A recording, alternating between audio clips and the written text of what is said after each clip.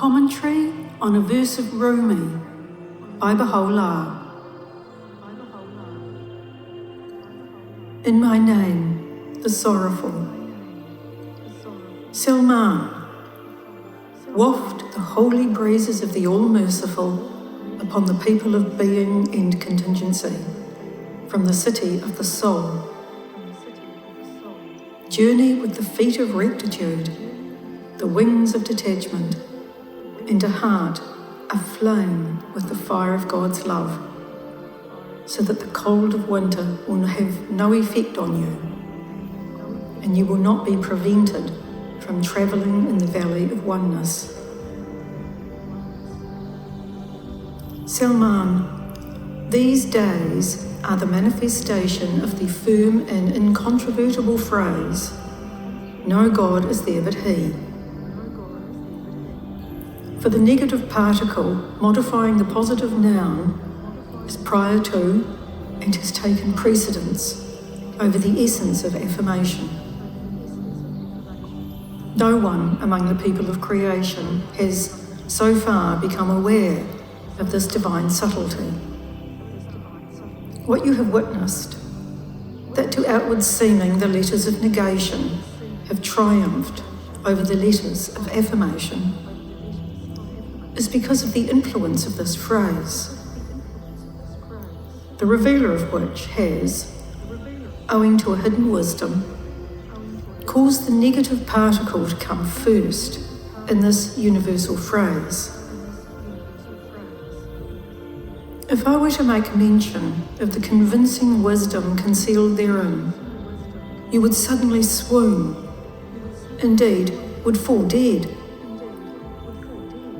While what you witness on the earth is apparently contrary to the manifest will of the temples of the cause, nevertheless, esoterically, everything was and shall be according to the divine will. Were any soul, after reading this tablet, to contemplate the aforementioned phrase, he would become aware of a matter never before apparent.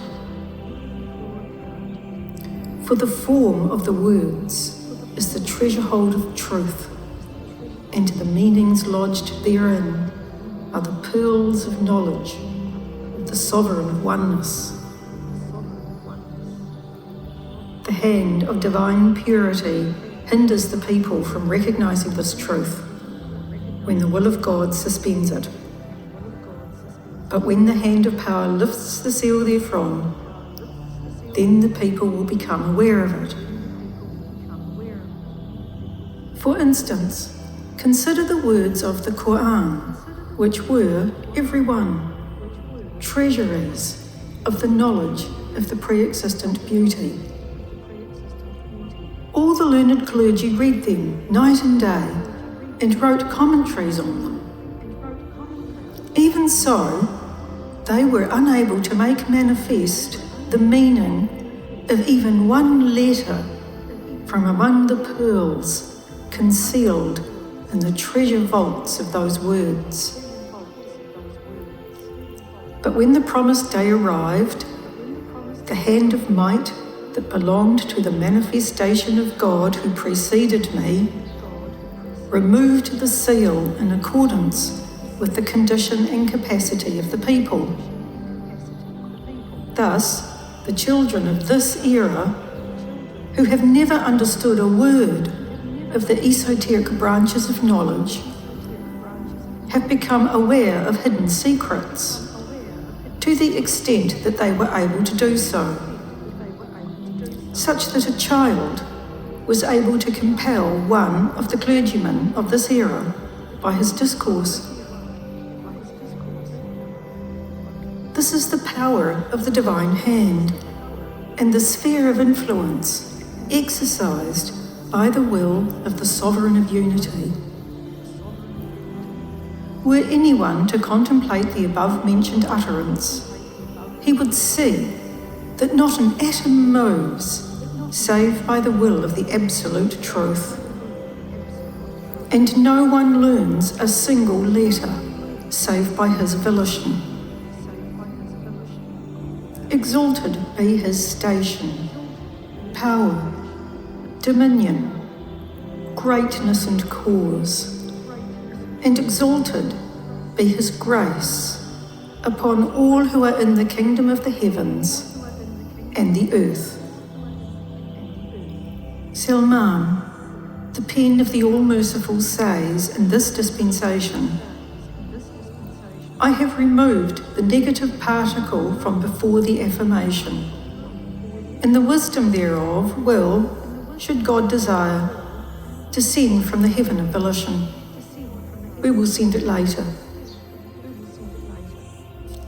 Salman, sorrows have encompassed me to such a degree that the tongue of the All-Merciful has been forbidden to make mention of exalted matters.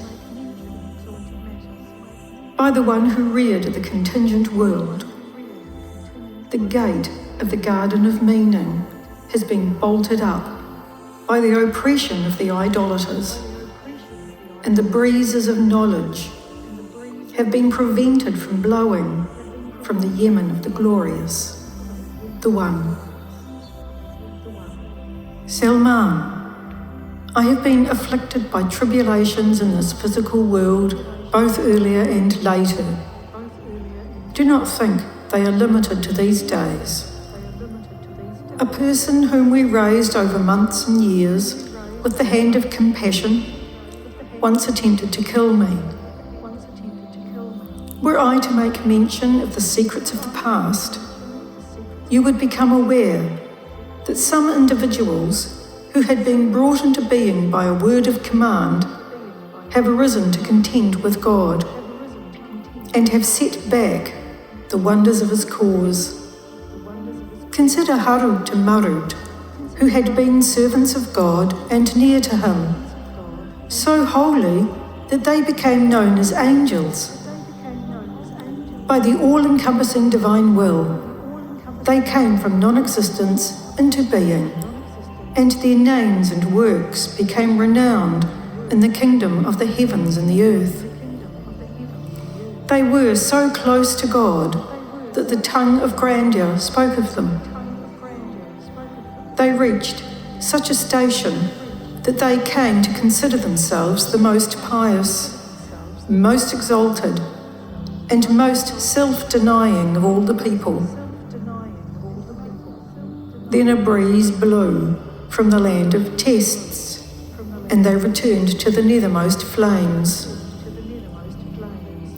The details of the story of these two angels that are current among the people are for the most part false and distant from the shore of truth.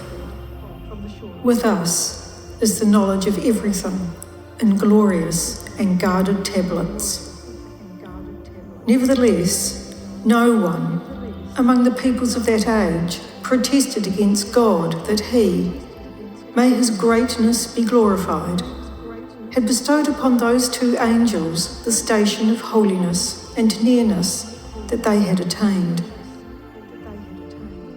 Salman, say to the people of the Bayan,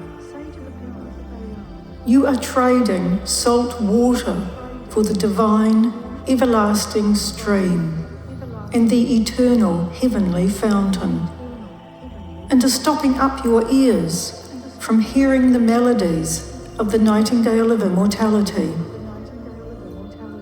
Walk in the outstretched shade of the cloud of compassion, and dwell in the shadow of the lote tree of grace. Salman, the absolute truth has always judged the people according to outward appearances, and has commanded all the prophets and messengers to do the same. It is impermissible to do otherwise. For instance, consider a person who is at this moment a believer and a monotheist, such that the sun of divine unity is refulgent within him. He affirms and recognizes all the divine names and attributes, and whatever the pre-existent beauty testifies to. He bears witness to that for himself and by himself, In this station, all descriptions are true and current in regard to him. Rather, no one is capable of describing him as he really is save God. All these descriptions refer to the effulgence that shone upon him from the sovereign of manifestation. In this station, should any of the people oppose him, they would be opposing God himself.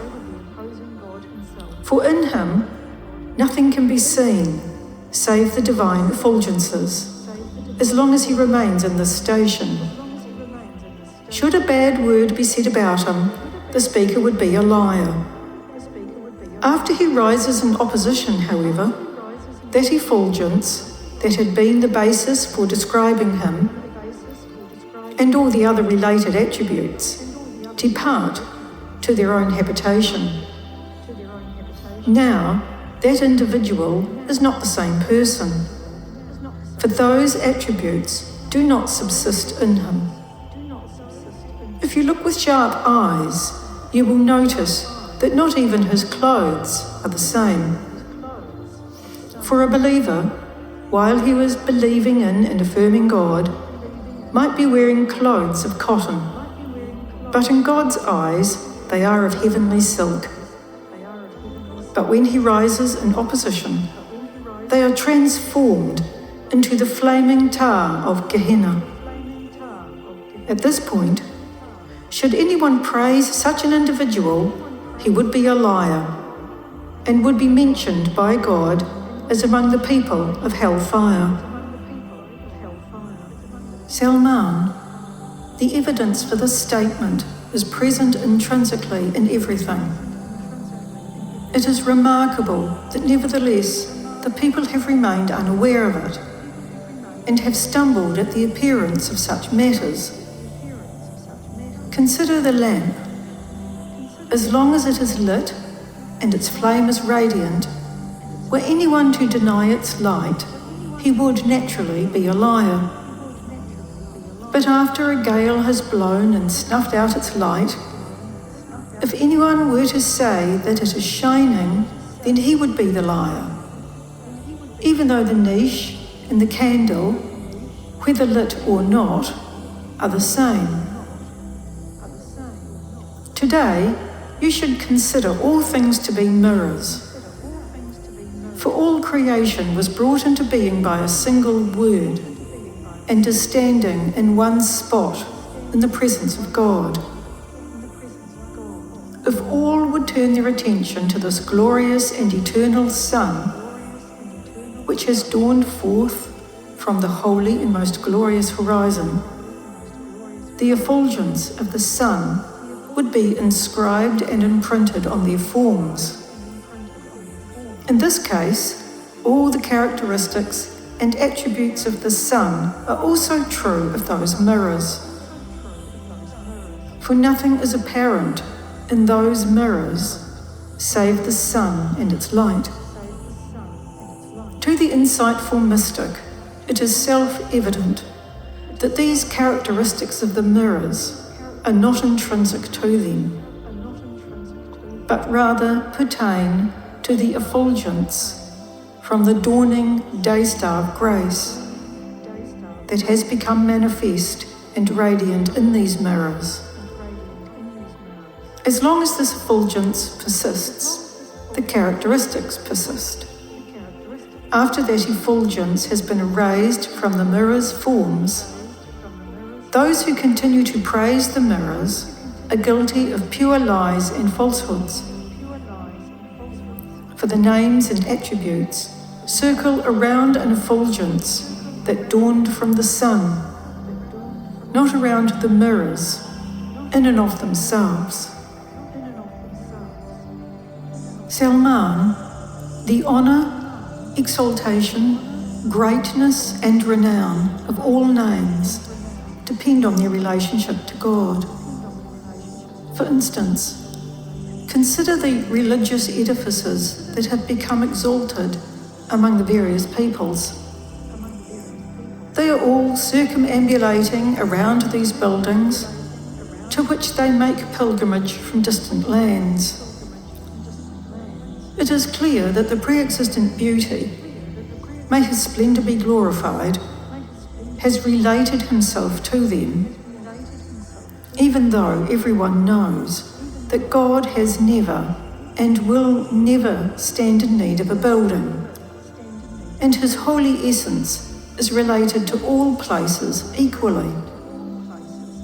Rather, he has declared these houses of God and other such edifices to be the cause of the triumph and success of his servants, so that none of the people would be deprived of the wonders of his grace. Blessed are those who follow the command of God, implement his decree, and are among those who attain the goal. These buildings and those who circle round them are honoured in the sight of God as long as this relationship is not severed. But after its link to God is abrogated, if anyone were to circumambulate such a structure, he would merely be circling his base self, and is considered by God as among the people of hellfire. In the same way, consider the buildings of human souls, which, when they rise in opposition, are declared to be false idols, and all who bow down before them are idol worshippers in the eyes of God. Then contemplate how these structures possess the same physical form when they are related to God and when that relationship is abrogated. And their outward appearance in both of these conditions is identical. No change whatsoever can be noticed in them after the advent of a new dispensation. But after the abrogation, the hidden and concealed relationship of the Spirit to those buildings is withdrawn. No one perceived it save the mystics. In the same way, consider all those who manifest names, who are buildings of the soul. Look upon the words of the All-Merciful with a pure heart and sanctified vision, and meditate that perhaps you might attain to that which God desires. Salman, when we departed from Iraq, the tongue of God informed everyone that the Pharaoh's magician, Samiri, was about to appear, that the golden calf would low, and that the birds of night would surely take flight once the sun had set. Soon these nocturnal fowl will arise to claim for themselves divinity. But we ask God to acquaint the people with their own selves, so that they might avoid trespassing beyond their bounds in their station, and might speak of God by means of this most great mention, and might aid God with all their limbs and members. Thus might they become standards, streaming between the heavens and the earth. Dwell, O people, in the shadow of God. Then persevere in your seats of honour by means of the mysterious peace of God and his serene dignity. Hold firm to the cord of servitude. The creation is God's. This is a station unequalled by what he created between the heavens and the earth. Thereby, God's command appears among his servants and his creatures. God will aid with true help the one who clings to it in these days. Whoever delays has shown arrogance toward God, and no one shows such arrogance save his sinful adversaries. God willing, all will dwell in tranquility in the shade of the pre-existent beauty, and will gaze toward the regions of God. This is a mighty grace. You asked about the meaning of some lines of poetry. The pen of command does not ordinarily engage in explaining the meaning of poetry, since today the oceans of meaning, in its being and origin, are manifest, and there is no need for the words of previous times. Rather, everyone who possesses knowledge, wisdom, and mystical insight, whether past or future, stands in need of these wondrous and billowing oceans. In view of your request, however, a brief mention will be made, and the pre-existent pen will write in accordance with the will of God. The verse about which you asked is this line from Rumi. Because the colorless has fallen captive to color, Moses has gone to war with Moses. Salman, mystics have made many statements with regard to these lines. Some have supposed that God is the sea and the creation is the waves. They assert that the difference among the waves derives from outward forms, and forms are originated in time. After shedding their forms, all return to the sea. That is, they are the reality of the sea. With regard to their forms, some have explained things differently, the very mention of which is impermissible in this station. In the same way, some have asserted that God is the ink, and all things are as the letters, which are the reality of the ink, and which in turn becomes manifest in the diverse forms of the letters. These forms are in reality the one ink. They call the first the station of oneness, and the second the station of multiplicity. They also refer to God as the one, and to things as the numbers, or to God as the water, and to things as ice. As one mystic wrote, the similitude of the creation is nothing but ice, and you are to it as the water from which it originates. But when the ice melts, its station is exalted. It is given the station of water. Thus does it occur. Yes, they consider all things to be manifestations of the essential effulgence of God. They have divided effulgence itself into three types, having to do with the essence, having to do with attributes, and having to do with actions. They believe that things subsist in God manifestationally. If all these matters were set forth in their entirety, tedium would so overtake my listeners that they would be deprived of mystical insight into the essence of knowledge. Likewise, some have asserted that the subsisting essences are within the divine essence. As one mystical philosopher put it,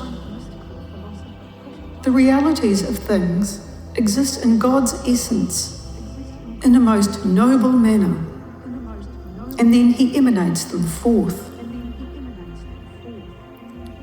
For they hold that whoever bestows a thing cannot be said to lose it, a proposition they call impossible. Ibn Arabi has written a lengthy commentary on this subject. Mystical philosophers and their modern successors, such as Mullah Sajra Shirazi, Mullah Muhsin Faid Kashani, and others, have walked the road that Ibn Arabi paved. But blessed are they who tread upon the crimson knoll on the shore of this ocean, which revives by one of its waves all forms and shades in a manner not imagined by the people. Blessed are they who strip themselves of all illusions and indications and swim in this ocean and its depths, and arrive at the whale of meanings and the pearl of wisdom, which were created therein. Blessed are they who attain. Everyone who believed in the utterances of the mystics and became wayfarers on their path considered Moses and Pharaoh both to be manifestations of God. In the final analysis, they held that the former is a manifestation of the divine name, the guide, the great, and so forth, while the latter is a manifestation of the divine name, the misleading, the abaser, etc. Therefore, the command that these two come into conflict was implemented. They further believed that after shedding their human specificities, both are one. For they hold that originally all things are one. A summary of this idea was presented above. But Salman, the pen of the All-Merciful, says, today, those who affirm and those who deny these statements are on the same level. For the sun of reality is itself resplendent and is shining from the horizon of the heavens.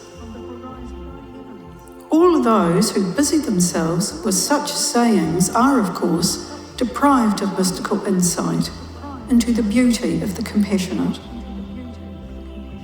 The prime time for investigating illusions is the time when no divine guidance is present.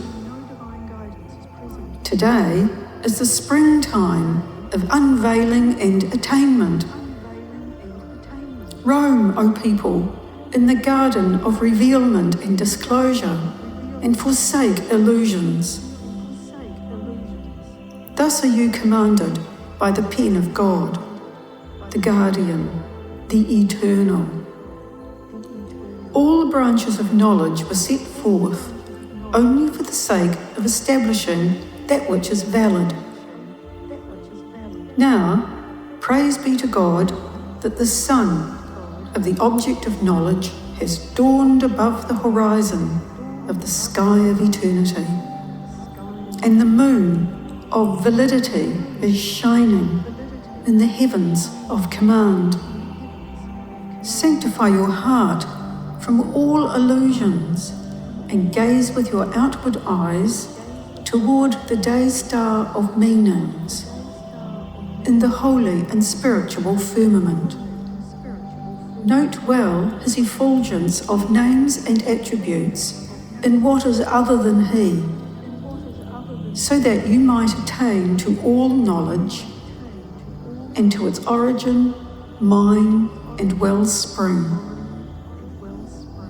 Salman, by the pre-existent beauty, at every moment in these days, new branches of knowledge are descending from the heavens of mystical insight into the Lord of the worlds. Blessed are they who arrive at this spring and sever themselves from all else. People of mystical ecstasy and yearning, be just. There are now among the people endless numbers of books treating the utterances of the mystics that were summarized above. If anyone desired to read them all, 2 lifetimes would be insufficient. Salman say, God is manifest above all things, and that day the dominion is God's. Leave the people to what is with them. Yes, leave the sciences of the past to the past. According to the mystics, Moses, who was among the greatest of prophets, during the first 10 of 30 days, annihilated his own deeds and the deeds of God. In the next 10 days, he annihilated his own attributes and those of God. In the final 10 days, he annihilated his own essence and the essence of God. They said that since a remnant of being remained in him, therefore God said to him, "You shall never see me." Now the tongue of God is speaking. Say, "Show me once," and attain to the presence of the All-Glorious 100,000 times. Compare the grace inherent in these days with that of the past. Salman, all that which the mystics have mentioned refers to the plane of creation. For, however high exalted souls and purified hearts soar into the heaven of knowledge and mystical insight, they can never escape the plane of contingent being, or go beyond what was created in their own souls by their own souls. All the mystical insights of every mystic, all the mentions made by everyone who praises God, all the depictions of everyone who describes him, refer to the effulgence of his Lord that was created in his soul. All, in short, who meditate upon this matter will agree that creation cannot exceed the bounds of its own contingent being. All likenesses and all mystical insight refer, from the beginning that has no beginning, to his creation, which was created from nothing by the contingent will, by itself and for itself. Exalted be God above anyone's ability to know him by virtue of mystical insight, and above having the likeness of any soul refer to him. Between him and his creation there is no relationship, no link, no direction, no allusion, and no indication. He created contingent beings by means of a will that encompassed the worlds. The absolute truth remains in the heights of the sovereignty of exaltation, and his unity is sanctified above the knowledge of contingent beings. He shall ever be purified in the sublimity of his own unattainable and sovereign nobility from the perception of all beings. All who are in the heavens and on earth were created by a word from him, and thereby emerged from unadulterated nothingness into the realm of being. How could a creature that was fashioned by a word ascend to the essence of pre-existence? Salman, the path of all to the essence of pre-existence is blocked, and the way of all shall forever be cut off. God only made manifest among the people the grace and loving kindness of the sons shining from the horizon of oneness. He equated the knowledge of these holy souls with the knowledge of himself. Whoever knows them knows God. Whoever hears their words hears the words of God. And whoever affirms them affirms God. But whoever rises in opposition to them has risen in opposition to God. Whoever opposes them opposes God. And whoever denies them denies God. They are the path of God between the heavens and the earth, the balance of God in the kingdoms of command and creation. They are the manifestations and the proofs of God among his servants and his guides among his creation. Sever yourself from all that which is renowned among the people, and soar with the wings of detachment into the most glorious and sacred heavens. By God, if you fly into it and reach the pole of meaning therein, you shall never see in existence anything but the countenance of the Divine Beloved, and shall never see the opposers, save as a day whereon none of them is mentioned. The mention of this station requires another tongue, and another ear is necessary in order to hear it.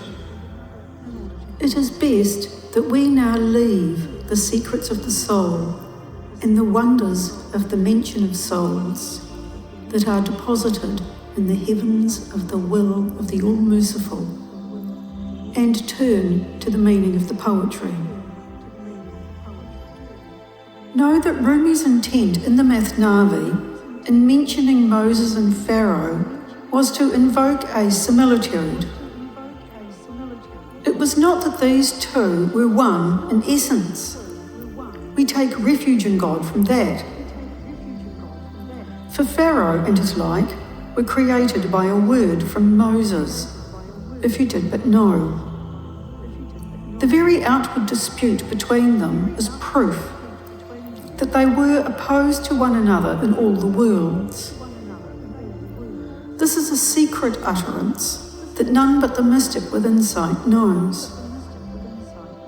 Rumi has cast all persons in the realm of names as Moses, for all have been created from dust and shall return to dust. Likewise, all are named by means of letters. In the world of spirits, which is a monochrome world, there was never any conflict or struggle, nor is there now. For the underlying causes of conflict are not visible. But after the spirits entered into bodies, and they appeared in this world, the causes for contention came to exist, whether for good or evil. If this dispute and wrangling occurs in order to vindicate the cause of the All-Glorious, it is good. Otherwise it is evil. This contention, conflict, love, hypocrisy, acceptance, and opposition all derive from causes. For instance, note that cause becomes apparent by reason of a causal agent. The cause is one, but in each soul it is transformed by the nature of that soul, and its effects appear. But in each station they appear under a different aspect. For instance, consider the divine name, the self-sufficient. In its own kingdom, this name is unified. But after its effulgence in the mirrors of human existence, the effects of that effulgence appear in each soul according to that soul's exigencies. For instance, in the generous, it appears as generosity, whereas in the miserly, it takes the form of avarice. In the ill-omened, it becomes abasement, and in the blessed, it appears as good fortune. For in the condition of poverty, souls and what is in them are concealed. For example, the generosity and avarice of someone who does not possess a single penny is hidden.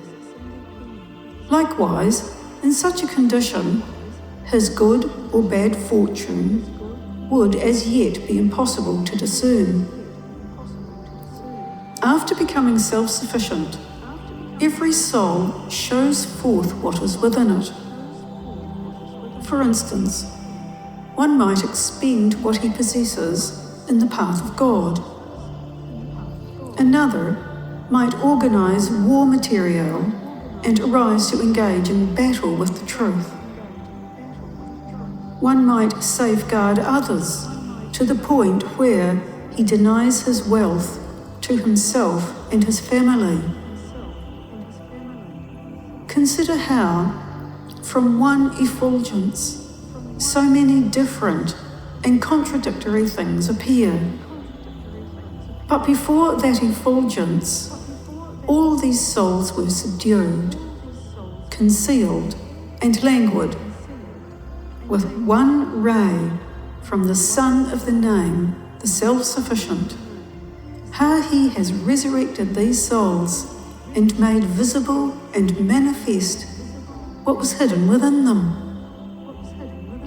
If you contemplate this utterance with the eye of insight, you will become aware of hidden mysteries.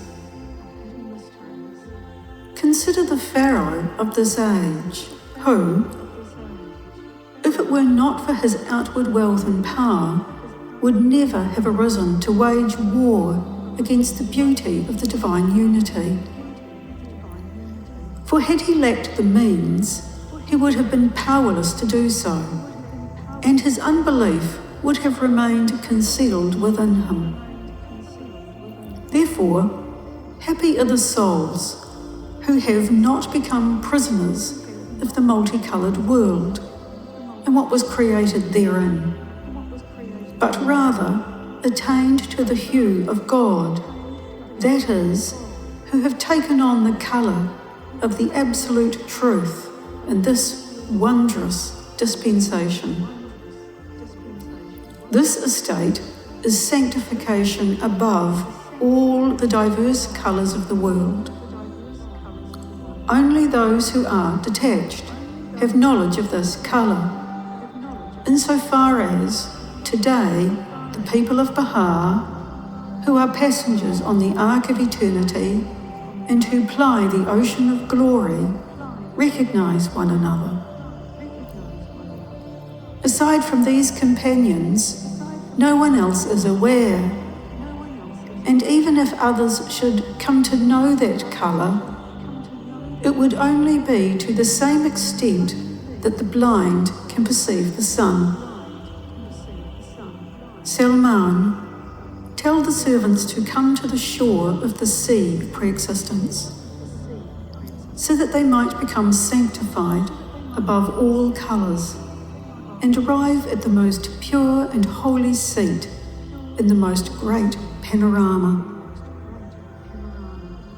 The various colours of this world have deprived the servants of the holy and most glorious shore. Consider the individual who rose up to battle against me. I swear by the sun of the horizon of meanings that night and day he was in my orbit, and in the evenings when I was in bed he was standing at its head. I recited to him the verses of God, and he was standing in my presence at all hours of the day.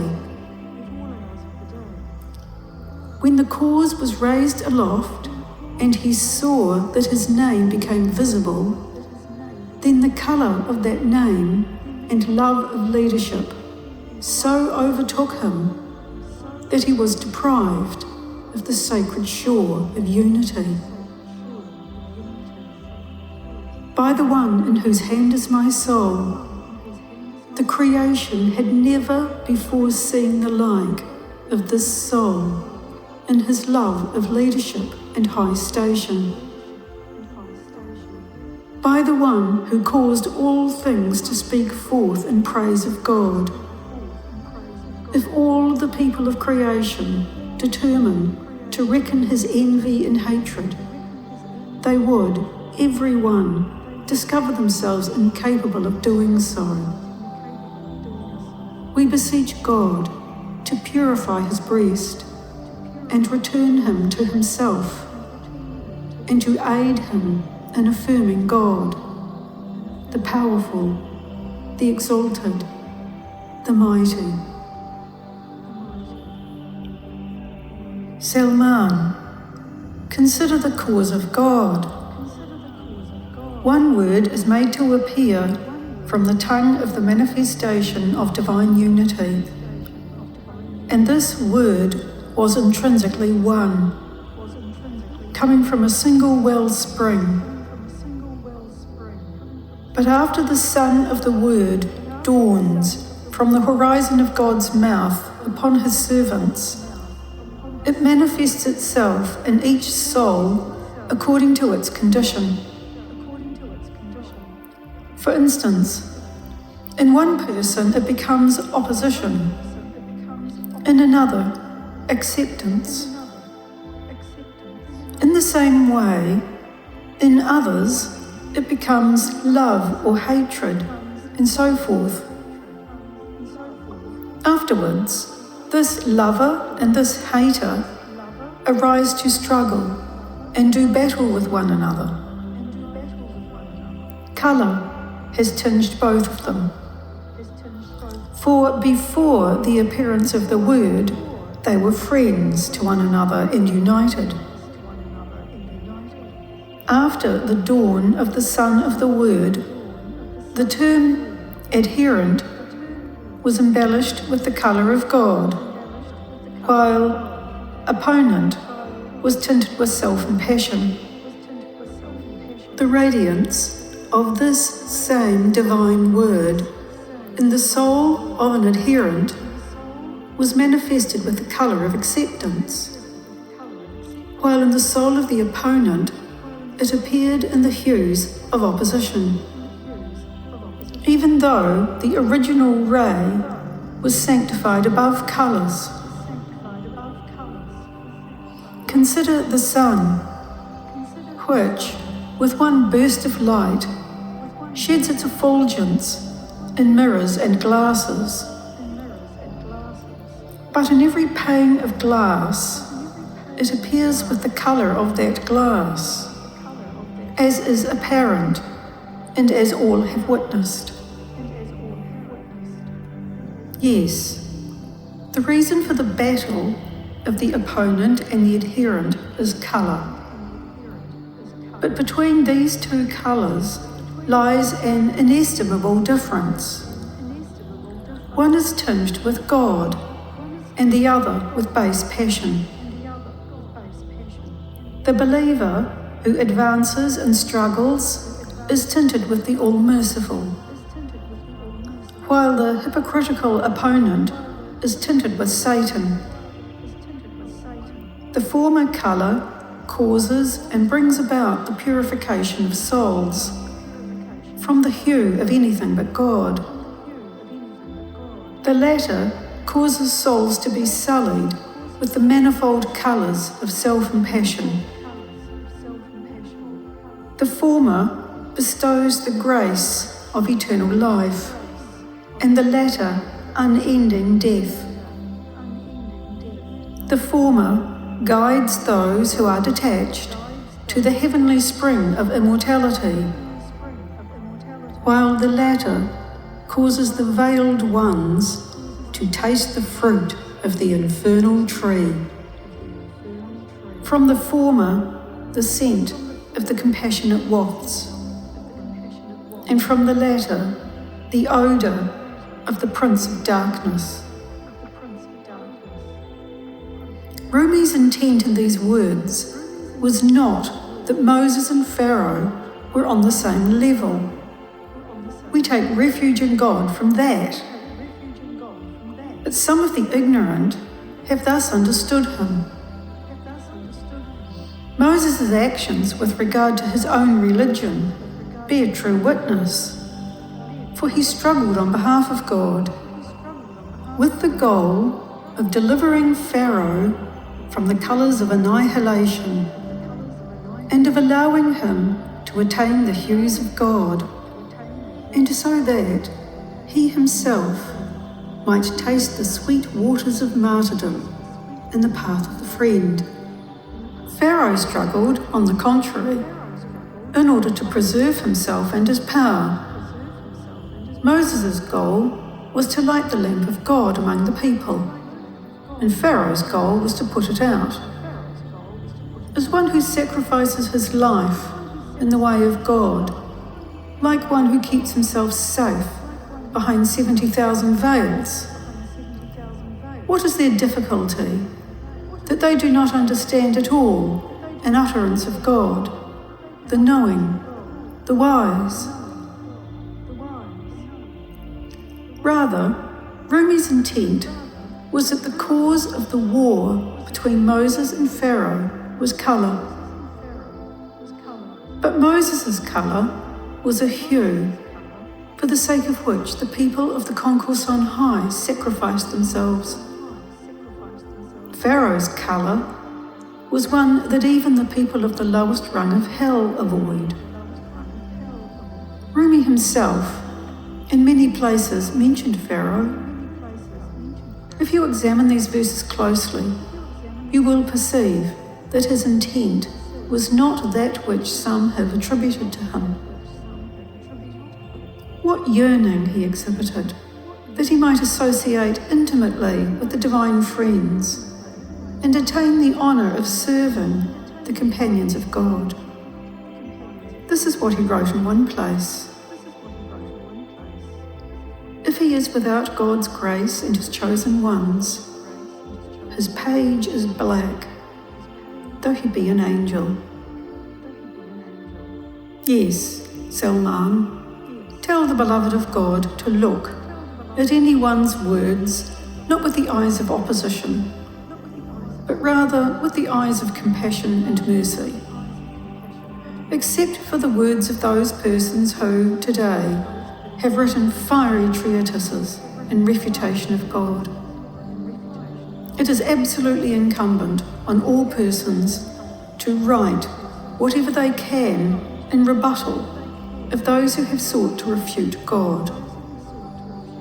Thus has it been decreed by the mighty, the all-powerful. For today, all must aid God by words and utterances, not with the sword and its like. This is what we have revealed before, as well as at this time, if you but knew. By the one who is now saying in all things that there is no God but him. Should anyone pen a single word in rebuttal of a polemic against God, a station would be bestowed upon him, such as would be the envy of the concourse on high. All the pens in creation are powerless to describe this station, and the tongues of all beings are inadequate to depict it. For any individual who today perseveres in this most holy, exalted, and sublime cause is equal to all who are in the heavens and the earth. God knows and bears witness to this. Beloved of God, do not recline on the carpets of ease. When you recognize your Creator and hear what has befallen him, arise to aid him. Speak and do not remain silent for an instant. In truth, this is better for you than the treasures of all that was and shall be, if you only knew. This is the counsel of the pen of the Most High to the servants of God. Salman, know that no one among God's servants who had any wisdom at all has asserted that adherents and opponents, and monotheists and idolaters are all on the same level. The real intent of that which you have heard, or seen in some books of the ancients, lies in the holy court of God. As for the assertion that names are one in the kingdom of names, you must not think that the metaphysical realms of the kingdom, dominion, and divinity are today circling the throne.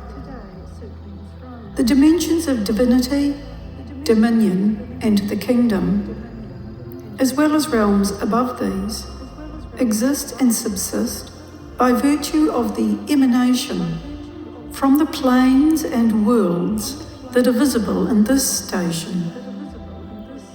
It is impermissible to give the details of these stations, which are suspended in the heavens of the divine will until such time as God reveals them by His grace. He is in truth powerful over all things. Yes, in the court of the absolute truth, all names are one. But this is before the appearance of the differentiating word. For instance, note that today all manifestations of the names in their own kingdom are present before God. The same is true of the dawning points of attributes and of all existing things. That the temple of pre-existence seated himself upon the throne of justice required that his grace be bestowed equally upon all. But afterwards, the distinguishing and discriminating word came into existence and became visible to the servants. Thus, all persons who answered yes attained to all good. I swear by the sorrow of the divine beauty that a station has been foreordained for the believer, such that, were it revealed to the people of the earth to less than the extent of the eye of a needle, all would die yearning for it. In this physical life, the stations of believers are hidden from the believers themselves. Any persons who were not confirmed in replying yes are not mentioned in God's presence. We take refuge in God from the unremitting torment predestined for such a one. Salman, deliver the words of the All-Merciful to the servants and say, safeguard yourselves from the wolves of the earth. Do not listen to the deceitful discourse in which some engage. Purify your ears so that you might listen to my words. Refine your heart from all that has been created in preparation for its mystical knowledge of my beauty. Say, how many a morning has the effulgence of the beauty of the chosen one passed over your hearts and found you busy with another and returned to its fixed abode? Say, walk, O servants, in the footsteps of God. Meditate on the deeds of the manifestation of pre-existence and contemplate his words, for thereby perhaps you will attain to the heavenly and inexhaustible divine spring of the All-Glorious. If believers and unbelievers had the same station, and the worlds of God were limited to this world, The manifestation who preceded me would never have given himself into the hands of his enemies, nor would he have sacrificed his life. I swear by the dawning Son of Command that if the people were aware to the slightest degree of the longing and pining of the chosen beauty at the time when they suspended that divine body in the air, all would, out of yearning, give their lives for the sake of this great and divine revelation. They gave sugar to the parrot and dung to the beetle. The crow is bereft of the nightingale's song, and the bat flees from the rays of the sun. Salman, my tribulations among the nations and states is powerful evidence and unassailable proof. For a period of 20 years, we have not so much as taken a drink of water in peace, or rested all night. Sometimes we were bound with chains and fetters, and at others we were arrested and made prisoner. If our gaze had been fixed upon this world and what is on it, we would never have fallen victim to these afflictions. Blessed is the soul who is nourished by the fruit of this station and tastes of its sweetness. Beseech God for eyes to see, and ask for sound taste. For to one deprived of sight, the forms of Joseph and the wolf seem identical, and to the taste buds of one ill, the bitter gourd and sugar taste the same. I maintain the hope, however, that from the holy breezes of these days, souls will become manifest who would not pay a penny for this world and all that it contains. Shorn of all else but Him, they will gaze toward the precincts of God and consider sacrificing their lives in the path of the All-Merciful to be the easiest of things.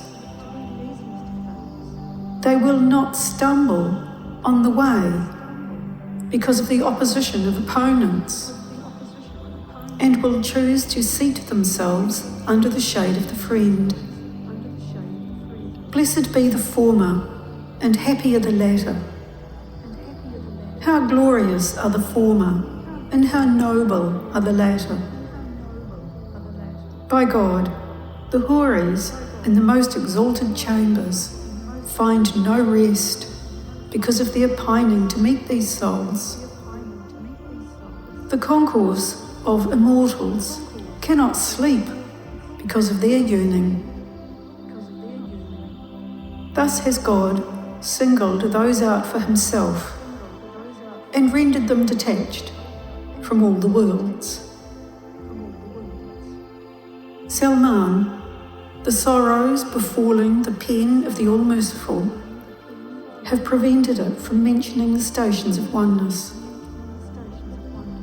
This injury to the seat of glory has reached the point that if all existence came to the table of His bounties and partook of its fare until the end that has no end, no one could say a word. They have made charges of miserliness against me, writing to the ends of the earth, saying, "Our stipend has been cut off." Consider their vileness and debasement, and how they have written and dispatched such calumnies everywhere in order to attract to themselves earthly vanities from the people, and in order to slander the ancient beauty. Since you were here, you saw that the servant never even saw the monthly stipend provided by the state with his own eyes. Whatever money does exist is divided up outside and distributed to each individual. Even though it surely undermines the cause of God, they have established this practice of taking the money, as you have heard. By the beauty of the pre-existent, the first tribulation that befell this youth was that he took a monthly stipend from the Ottoman state. Had these companions not been my fellow travellers, I would of course never have accepted it. You are well informed as to how difficult matters were for the exiles. Even so, all showed forth nobility and patiently acquiesced in the divine decree. Nothing can befall us save what God decrees for us. We have put our trust in Him in every affair. This group that has complained to all regions about stipends and who have fallen to begging claim divinity and have risen in opposition to the eternal truth. Again, contemplate those persons who follow to this group here. Woe unto them and to all those who support them, for they shall be seized by the angels of wrath at the behest of the all-glorious, the mighty, the eternal. They shall not find for themselves any ally or helper. Thus has it been revealed, in truth, from the kingdom of God, the help in peril, the mighty, the beloved. Glory be upon you, Salman, and upon those who have not sold the words of God for the vain imaginings of a reprobate.